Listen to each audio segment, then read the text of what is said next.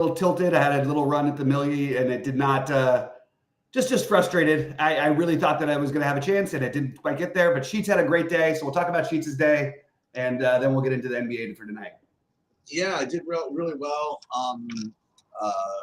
Couple of things happened. I'll share my screen. First of all, with the golf, I'll talk about process a little bit. With golf this week, I really integrated a lot of Rick's takes. And the way I integrated them was literally just forced in like 10-15% of whoever it was. That hold on, how do I share my? Oh, there it is. And so golf, what happened was, we'll share my screen here. We'll do golf first.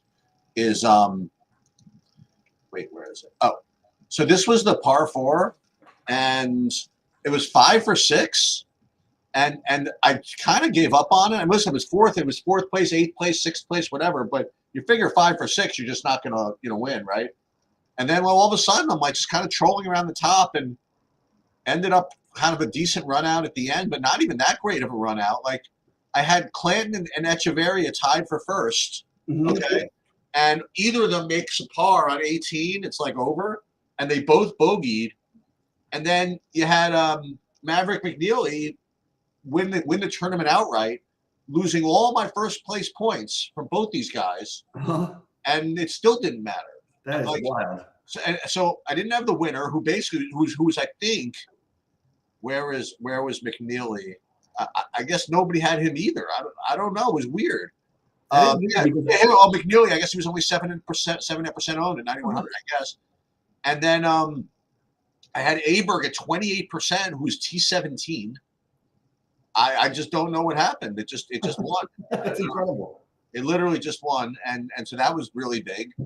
And then on as far as my approach to yesterday, again, I wasn't in the stream. I on DraftKings, I was a lot more. I put my own takes up a little bit more on the DraftKings football. Like I was getting like 54%, like Brian Robinson. I'm like, you know what? Screw all these running backs. I'm going to do max 20% of all of them. And it literally just didn't work out. But on FanDuel, what I did was I just basically went with the same projections that I had. The only thing I did differently was I X'd out all of the 1-0 stacks and the 1-1 stacks. Every lineup I played on FanDuel was at least a 2-man with the quarterback. So it was either 2-1, 2-3-1, or whatever, really like ultra pure. And then I did my usual late swap stuff, and this was the FanDuel monster, which is, listen, it's not the tournament that all the top players focus in too much on, because it only pays $25,000 for first, whatever, but whatever. I was in for 555, and if you look at it, I'd love to say I specifically hand built one, but no, I just ran the autofill, and this is kind of what the Sims suggested would be best suited for this contest.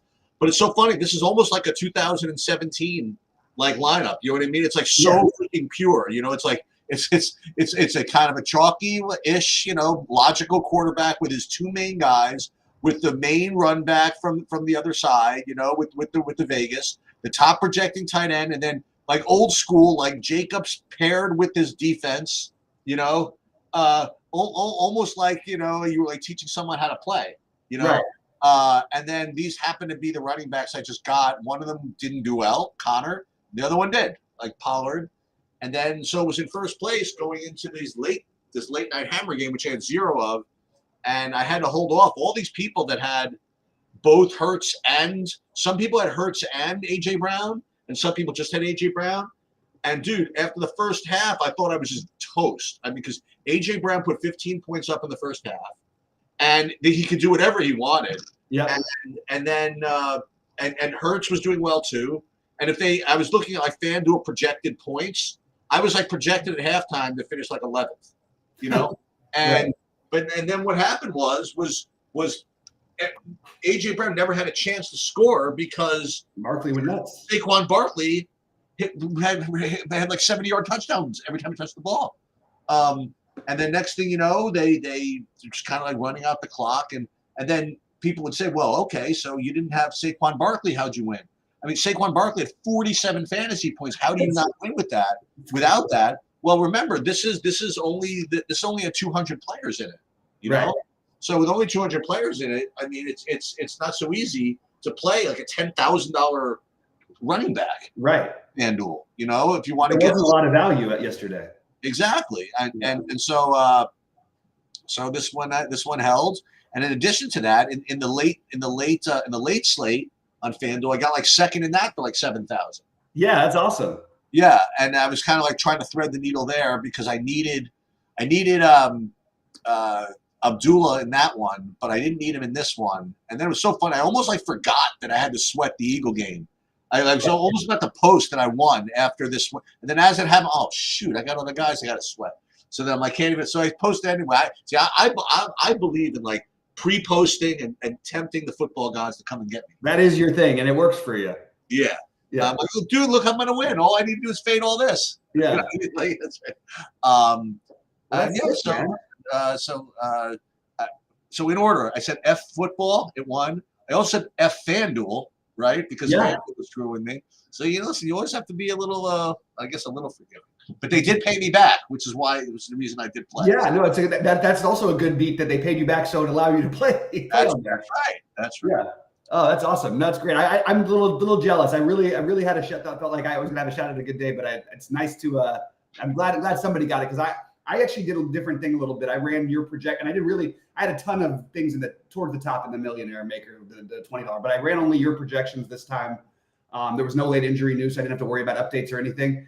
And I made a few tweaks, but it really gave me literally gave me the nuts. I mean, my highest owned quarterbacks were all the right guys except for Geno. Everything else was really pure. So hats off to the projections and all that stuff. So I was 2 weeks early, by the way, with the Bears smashing, huh? Yeah. The Bears smashing in the weirdest, literally they've done nothing at all until the last 6 minutes of the game. Yeah. There was a lot of weirdness yesterday. That Cowboys Washington game was the weirdest game I've ever seen. Cowboys defense 34 points. Yeah, I mean they literally there was 4 touchdowns scored in the last 2 minutes. Mm-hmm. It's just like I can't make this stuff up. It was wild. 2 kickoff returns. Anyway. All right. Should we talk about NBA and keep the momentum rolling tonight? Yeah, sounds good. So a little bit of announcements, right? So wild week in DFS this week.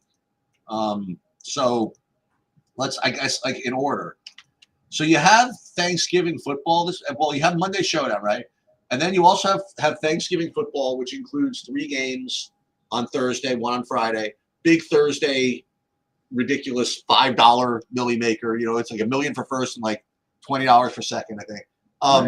And so there's that, and all 3 showdowns, and then like the sickest NBA slate of the year on Wednesday, with all 15 teams playing. Bobby has been known to win that tournament. I'm not playing that day though. Remember, I've got my golf tournament that day. Oh, so I've literally I'll do something like on. You'll put one lineup in. I have a lot of people. I have to throw one lineup in, but I'll be out most of Thursday, but I'll try and do a very early morning look at the NFL. I don't know what time yet. And I'm going to be out on Wednesday or Thursday. Okay. Friday, Wednesday I'm out all day, and then Friday we have. When is the golf end? Is it golf in the morning? It's like 10 a.m. until 5 p.m. Oh, brutal. One of those, a full 18. But then in addition to that, you have a Friday NBA slate, which is like Christmas. It's like all day. Right, but then I have on Friday, which also happens to be my birthday. We have a family baseball game that day. There's a lot of family stuff. Our whole family gets back into town. All of a sudden, everybody's grown up now. All the kids who went away for school are all playing ball. What was like the thing from Rana? The family is the rake. I mean, I don't know. Yeah, seriously. I mean, the good news for me is that it hasn't been going well enough to where I feel like I'm missing out if I miss a slate right now. Hopefully, I can get some money back tonight between football. I'll be there. Hopefully, I'll be there with all you guys, degenning everything. So I'll be there as much as I can. I just haven't figured out the schedule yet. Yeah. On top of it, my girlfriend's leaving for 2 months, and I'm supposed to be moving in with her during that time. So just a lot of life stuff going on right here. 2 memorials this weekend. It's going to be wild. Like a lot of stuff going on. Okay. But all right. Anyway, NBA, Orlando and Charlotte sheets, and I'm look. There's a few spots here to like, and I think this is one of them for me. What do you like in this one? So what do we like? We like the Musa Diabate, I guess. So I have him at almost 6x, one of the top point per dollar plays on the slate. I got some other values here. I have a who is guy I want to ask you about, but guy that I don't have to ask you about is Cody Martin. I mean, played him a bunch. He's 4,400. He looks pretty cheap. Brandon Miller smashed for me a couple of nights ago. Ooh, they gave him a little price. Unbelievable lately. Yeah, he's up to 7,500. This is not the greatest matchup in the world, by the way. And then I'm going to ask you who is in a minute, but Orlando, I mean, what can you say? The guy just freaking smashes every game. Yep. And I don't know what to do. I mean, I'm probably just going to have to play him. I don't know. Till he's 13,000. I have no idea. Anyway, Franz Wagner at 9,600. You can get him at under 10% because he probably shouldn't be this price, but who am I to say, right? So there's that. I don't really see anything else on the Orlando side. The who is guy from Charlotte is who is Tijane Saloon. Yeah, he was a first-round pick this year. He's been starting for them a lot, but he doesn't play a ton of minutes, and hasn't been especially productive. He's going to be fine in his future, but he's a young kid, just sort of like. So yeah, you could force him the value. It's worked a couple times. Mostly it hasn't worked. Mostly it's been 10 to 12 fantasy points type of situation. But if we're starved for value, which I don't think we will be, that is a guy you can consider. I'm going to keep saying this over and over again. I do not think Franz is overpriced. I think if you did the MVP right now, I think Franz would be in the top 3 for MVP this season. He's really good. I mean, I've been saying this for a while. By the way, those guys almost beat us in the international things, led by Franz. This guy's a legitimate superstar, and they look. All they do is win, and all he does is go crazy. They finally have his projection at, I think, a reasonable number. I think it should be right around 50. Saberson's got it at 49. That seems very reasonable to me. He's a spend up that I like as a priority. Yeah, the matchup's not great. The Diabate, I'm curious about finding pivots. I thought I was going to be, but looks like the ownership isn't that crazy high. And I'm kind of surprised he hasn't been a little more productive. He's got a high ceiling. He can get like 20 rebounds. Even in an ugly game, he's my favorite piece of value from the other side. Not a great matchup, but Brandon Miller, what he's doing is for real too. This is a second-year guy. He's incredibly talented, and it's becoming almost as much his team as it is LaMelo's these days. So I have interest in Franz, I have interest in Miller, and I have interest in Diabate. Those are the 3 from this game.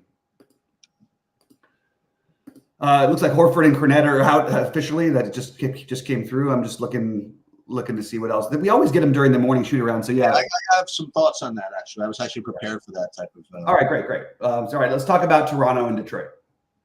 Toronto, Detroit. So you have Cade Cunningham out. So he's a huge usage guy. So that's going to be thrown around. So Jaden Ivey, Tobias Harris, Malik Beasley. All these guys look pretty good. Duran a little less so, but I think all 3 of those Detroit guys look really good. Toronto, so Barnes is back. So Quickly is still out. Pirtle at 8K with Barnes back maybe isn't the best. So I don't know. I'm not really getting too much on the Toronto side here, actually. I'm getting some very strong disagreements about it. Oh, Paolo's been better for them. Paolo has played like 4 games this season, by the way, guys. And they've won all the games without Paolo, just for what it's worth. Anyway, what are we getting? Some disagreements about what? About Franz. Anybody who says anything about Franz and just is saying whatever, they have not watched any of the basketball. I promise you. This guy, if you watch him play, he cooked the Lakers the other night. Like it was a single-handed performance. Paolo played five games. I don't want to get anyway. This is ridiculous. Paolo's played 5 games. How are we going to talk about this? Has nothing to do with the argument. That's the whole point. Is that you lose your supposed best player in Paolo, and all you do is win. And all Franz is doing, he's averaging 38 and 7. Like I don't understand how we're even having a conversation about it. All right, Toronto. I have nothing for Toronto. Scotty Barnes would be the highest level of interest, but I don't feel especially excited about that. I do think there's some pieces on the Detroit side like that are looking good projection wise.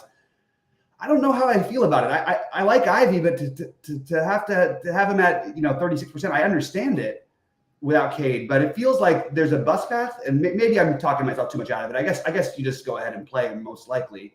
And I was trying to think who else could get there. Maybe you could get a Malik Beasley game. Maybe you could get Sasser as a low-owned option to take a shot on. Those are the things that I thought of for Detroit. But I don't know if I want to play 30% Tobias Harris, even though he's been better fantasy-wise this year. So I think it's really mostly Ivy for me in this game as my favorite piece. The only other one, Ivy and Scotty Barnes, I guess you can do.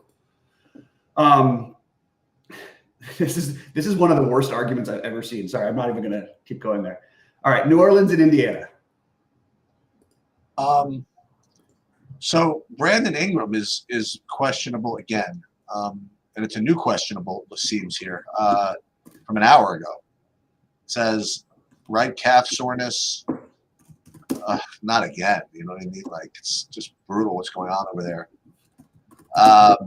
Ingram, Trey Murphy, I guess, would be top guys here from New Orleans. None of them are really like showing up for me right now. I mean, but obviously, I think if Ingram is out, then all those guys have to be sort of dealt with. But right now, I have Trey Murphy as top play.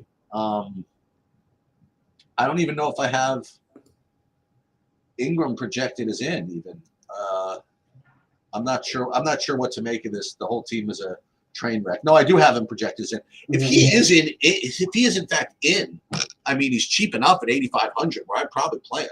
I don't know why he's projected so low.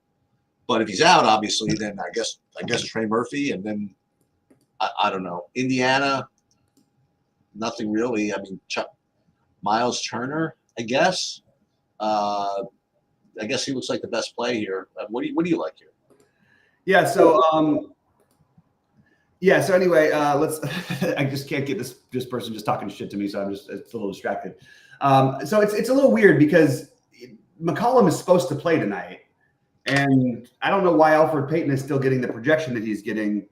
So I'm a little confused about that. I think with McCollum back, this feels like a fair price. I actually don't have. It's a good matchup. You'd want to get something, but I don't really love. I mean, it's a good up-paced matchup for New Orleans. They play the slowest pace themselves.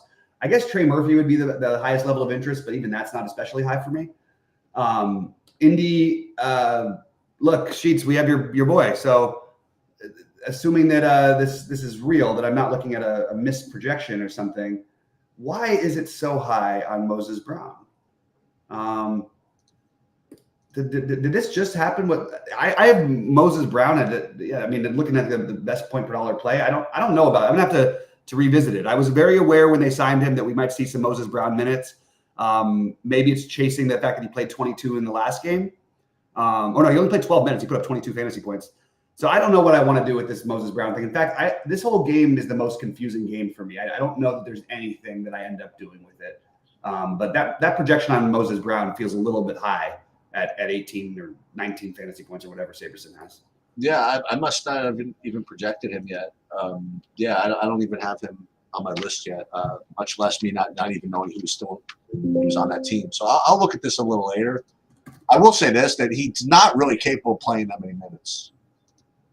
He just doesn't. He literally doesn't have the cardio for it. But like as you saw, I mean, he doesn't need to play that many minutes to get there. Right. I'm inclined to probably not play him, but listen, we'll look at it. We'll see. All right. I'm getting called a lot of things in there, so I'm probably going to have to block this guy pretty soon. Just because anyway, whatever. I don't like dealing with it.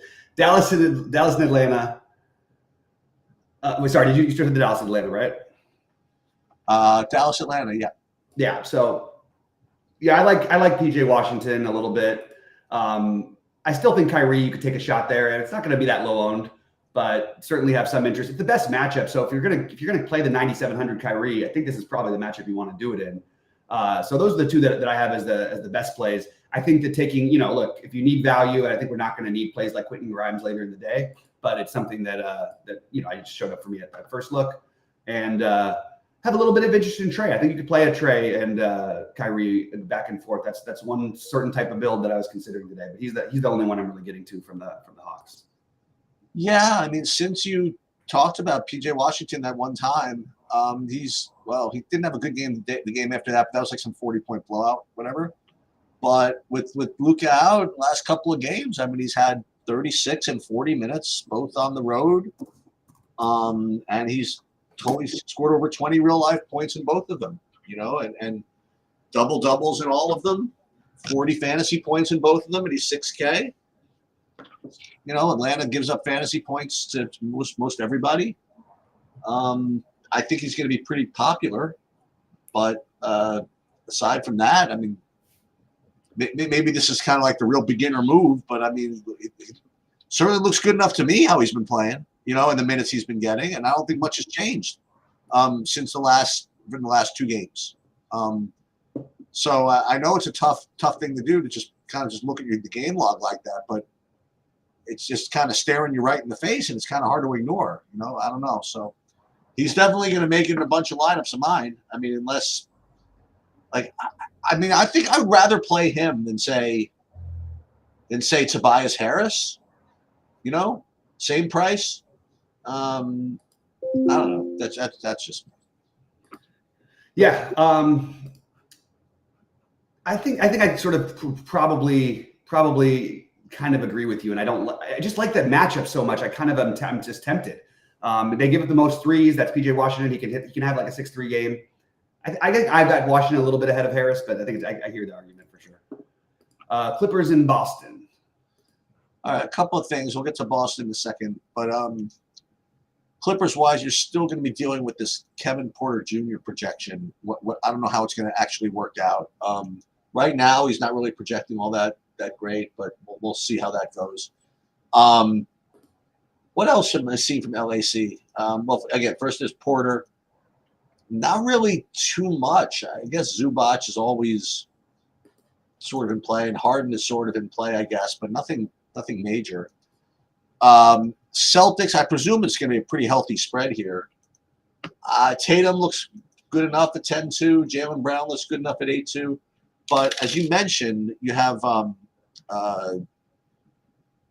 Cornette is doubtful, and I am presuming that Horford is out. Yeah, so Horford's out. So what we have here is 2 things. Number one, we have Ketta didn't start Sunday, okay? But I presume he's going to come right back and start, and then you're going to get 3K Xavier Tillman. So I think both these guys are going to be super, super strong. I think they're going to be also, I would imagine, pretty popular. And I think that the Xavier Tillman at 3K, I mean, you know, you played him more than anybody. I mean, how do you not do this with all the other bigs out? So well, Porzingis being back. What? Porzingis is back. Oh, it says out here. Okay. Yeah, it's wrong. They just announced that he'll make a season debut actually right 5 minutes ago. So. Oh, well, what do I know then? Okay, so it kind of changed. It's literally changed while I was like double checking, but it looks like Horford and Cornette are out. The thing that's interesting is that they don't really have this reliable backup big, because I still think that you could make a case for the. It still hasn't updated on the projections. You could make a case still for the Tillman, I think, but the problem is they've sometimes played. They'll play Keita for some too, so I just don't think it's going to quite look good enough. I actually just have this game as like a cross off right now. Maybe that'll change as time goes later, but I have nothing in this whole game that I'm all that interested in. Okay. Portland and Memphis. All right. Well, again, I hate to speak out of turn here, but according to my notes, Ayton is out or doubtful. According to my notes, Klingon is out. According to what I see, Zach Edey is out. So you have Robert Williams. I don't know, at 4,800. He's going to probably be really popular, and looks really, really good. I don't know who else is going to play. So there's that. Memphis. I think I saw something that Morant's got a chance to play. Okay, so he was in fact president shoot around. Okay, 9K. Coming off of all that, I don't know, but he's very cheap on FanDuel. I think he's under 8,000 over there. So I would consider doing that on FanDuel. What else is going on in Memphis? If in fact Morant's back again, that takes away from a lot of this other stuff. Right. So we'll just have to keep an eye on that. But I do like. Robert Williams. And what else from Portland here? So Scoot Henderson, he's questionable again. Jeremy Grant's questionable. Jeremy Grant questionable again. Maybe Avdia comes into play. I don't know. Unfortunately, we're going to have to look, but it's we might not have it. Yeah. in time, but I think it's going to be difficult. I mean, not difficult to fade, I guess, but I think it's going to be hard to fade Robert Williams and all those other guys out. Yeah, I like Robert Williams. One other possibility is they could play Avdia at the 5 a little bit here because you're not using a true 5 for Memphis. So I have Avdia and Robert Williams both as good plays. And I think you could play them together too because Avdia is going to play small forward, power forward, whatever, alongside Williams. I'm not sure that we got Williams at 27 minutes. They're going to be trying to trade him, I think. Maybe not actually, but 27 feels like a very, he hasn't played 27 in basically 2 years. So we'll see if they really let him go out there for 27 minutes. If you believe that, I think that then you kind of have to play him. If you don't, if you're skeptical like I am a little bit, I think that you probably want to be maybe a little lower than what might be a pretty chalky play, and maybe get to some Avdia as a really low owned pivot. That's just what I thought, and I think Simons is fine too. It's a good pace matchup. Ja, again, it's going to really depend on the minutes. I don't think they're going to let him go more than I don't think he's going to get to 30 minutes. He can still get there, but it's probably not the right guy to play. I think I'd rather play Lillard. I think I'd rather play Trey or Kyrie instead of Ja. So not going to get to anybody from Memphis tonight. Brandon Clark's okay. I just don't think you need to do it. At least that's my stance right now. All right. Here. Okay. Yeah. So Knicks Nuggets. So again, when we play DFS, we sometimes forget, don't remember what teams are good or whatever. So I was actually a little bit confused about something. I'm gonna verify my phone number. What was I gonna say? No, it's all right. I can go ahead. No, it's fine. No, what I was gonna say is that if without knowing anything about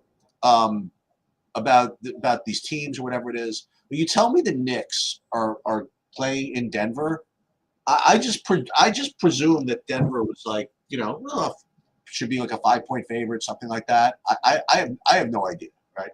I was listening to Josh, and Engelman's one of my favorite guys, and he made some comment, only because it's free, I'm allowed to mention it, right? I think is that he was suggesting that if Nuggets -4 is what they're showing here in the sportsbook, and if it's really Nuggets -4, then that's probably an indication that Cat's going to be out, because otherwise it would be more like Nuggets pick 'em or something. I don't quite get that. I don't agree with that. Yeah, in my world, I'm like, how could Nuggets with Jokic against the Knicks, there's just never going to be anything but a 4-point favorite. So I just don't know. Nonetheless, Cat is questionable for the game, and that's something to consider. Jokic at 12K, he's projecting for what? 13 more fantasy points than the next guy. Yep. That's kind of insane, right? So if you can get to him, great. I don't have anybody else that I'm interested in on the Nuggets. On the Knicks, can you play Cat at 92 if he plays? I don't know. He certainly, he can certainly get it done, and as amazing of a player as Jokic is, you can score fantasy points off him if you got a skill set, right? Mm-hmm. This is kind of like revenge, right? Isn't that who's that dude that on the podcast that was saying that Cat was more talented than Jokic or something like that? Oh my God, Kendrick Perkins. Is that who it was? I think it was Kendrick Perkins who said it. It's one of the dumbest comments. He wasn't talented. I think it was he's a better shooter or something. We're going to have a real conversation in a couple of years, especially if they win another title or two, about where he ranks really in the top list of all time. Because I think you're going to have an argument if he starts winning 6 or 7 MVPs, which is totally possible. He's already got 3 or 4. He'll get another one this year. He's just much better than everybody else is in basketball. And he's probably the greatest teammate ever. Now, I also always say that I also think he's always being underprojected, because if he's not projected at 70, I don't know why not. It's all he does. He puts up 70 every time he plays. Every time. It's I think it should always be 70. And I think he's the, look, I think if you can get to him, you do what you can to get to him for safety. There's other guys who are going to get in the 50s who are 9K plays. I mentioned the Trey and the Kyrie. It's a different type of build. But depending on how much value we have, I do think that Jokic is a guy you probably would want to play in cash games. I think we have enough value to do that. I'm not getting to anything from the Knicks, but that sort of feels wrong to me because one, we don't know, we may not know about the Cat thing. I'm not buying necessarily that if Cat's healthy, why like the Nuggets are better, have a better record, and they're playing. They always get the extra home, so I would imagine this would always be a 4 or 5 point I would spread. think so, right? Okay. They have a better record in a much tougher conference. I don't really know why. Yeah. Anyway. But I like going out of my way to try to play a Nick. I just am having trouble figuring out who it is. Maybe Josh Hart would be the one I would go with today. They just play all the minutes, and this game should be close theoretically. And I think you have a lot of upside. I think that Josh Hart is probably my favorite. But I kind of want to go out of my way and make that my stance to try to play a Nick in at least most of my lineups, if not all of them. Well, so this is interesting. I guess I lied here. I'm looking at my SaberSim builds, and I did this like literally before we got on. It's the first time looking at it, and as you mentioned, I'm getting like a whole bunch of Moses Brown. Yeah, something feels a little fishy with it. And I'm only projecting him at 15 fantasy points. It's not like there's just not enough other value. Yes. So, but I'm not playing Jokic. Oh no, I'm playing 36% Jokic. What I'm getting right now is 92% Robert Williams. 71% like at the OK Last Chance Saloon with the TJ Saloon, I guess. And then Jaden Ivey, Harden. So it's basically Harden, Jokic, and like all this cheap value that we talked about. And then the Detroit guys, the Malik Beasley, Tobias Harris, whatever. And as usual, I'm getting some Clint Capella because I always do. But I think that we can. It's too bad about the. I don't want to say it's too bad. It's too bad that Porzingis is back. I don't mean it. Yeah, right. That sucks. But for DFS, I would have been into playing some Xavier Tillman there at 3K. Yeah, I mean, still can, I guess, but it's very very speculative at this point. So yeah, I'm getting these Robert Williams and Moses Browns and stuff. I have this feeling that the Moses Brown play might be just kind of a lemon. I don't know why. He only played 12 minutes, but he's a really good point per minute guy. But he only played 12 in the last game. Like I think this feels weird just because people see the 22 fantasy points. That like Saberson's got him, at 18 fantasy points. Actually, no, they dropped it down to 17 and a half now. Yeah. But like there's a DNP CD that's possible. There's also he plays literally 2 minutes. That's possible. But he has a good fantasy. Like I would like to play if he was 5% owned or 2% owned or something, because we know he can get there. Just as chalk when he may not even play at all. It just feels wrong. I've got a different my core group like that. I've got Diabate, Ivy, Robert Williams, Jokic, and Franz. And by the way, Jalen Suggs just got downgraded to questionable, which means very likely, we know these midday downgrades turn into being out a lot of the time, which is just going to make Franz look all that much better. And you'll probably get some Anthony Black and Wendell Carter love as well. Maybe some other guys even. We'll have to revisit that one at 6. On FanDuel, there are 2 games that we're not getting in DraftKings. We're getting the Brooklyn Golden State game and also OKC Sacramento. Just wanted to point out that in my FanDuel runs, I am getting some of those games. I'm getting a decent amount of Jalen Williams from the OKC Sacramento game. I'm getting, interestingly, a good amount of LaMelo on FanDuel from that Charlotte game on FanDuel. I'm getting De'Aaron Fox from the OKC game. What else from that game? Not too much. OKC, they have what's his name back? The center. Wait. Who's Hardenstein on? Is he on OKC? No. Yeah. So that improves, that improves their defense a little bit. So maybe I don't want to say downgrade Sacramento because of that, but yeah, and Hardenstein was great in his first game, by the way. It is a back-to-back for Sacramento. That's no bargain either. But yeah, those are some FanDuel specific things I figured I would bring up. I'm not getting anything in the Golden State game though. Oh, but Brooklyn's interesting. So there's probably some news that can come out of the Brooklyn game. They played yesterday. There were guys laying on the ground, hurt. You know what I mean? I don't know who exactly finished the game or not, but I actually did. I played yesterday and I cashed in like the alley-oop or something because of coming some of Nets guys, and it was a totally sheet slate. Like I think 300 points won it or something like that, and I got like 269. I got like 11th or something like that. But so what? I think we should, if you're going to play FanDuel, it's a 10 o'clock game, and you have all these Q tags. Schroeder was questionable all day, but people expect him to play, and then he got ruled out yesterday. So really? Yeah. So I don't know if that they maybe just hold him back because the back-to-back and let him play Golden State. But watch that. Cam Thomas goes to questionable off the Yeah, back. he had a big game yesterday. He did. Zaire Williams, who knows if he plays. Simmons might be out on the back. You know what I mean? So Claxton. You got a lot to look at all that stuff. I mean, you have already Trenton Wofford is with like a 20-point projection with Samerson. So if Claxton, if other guys are out, I mean, you have Clowney, doubtful. Oh, it has it already. It has Simmons out already. Okay. So if you're going to play FanDuel, I do think that you probably should do a little bit of work on those on those last two games. Yeah. I'll firm up my thoughts a little later. I still am not sure exactly who's playing, and Yeah. I didn't prepare for those games when we did my first run. Yeah. I will do that in the future. I just for some reason I thought all the games were on both today. All right. Well, it should be fun. We'll be live at 6 Eastern, and we'll talk some football. It's a really, really good Monday Night Football game tonight. So that's what we'll do. 6 o'clock. We'll do both.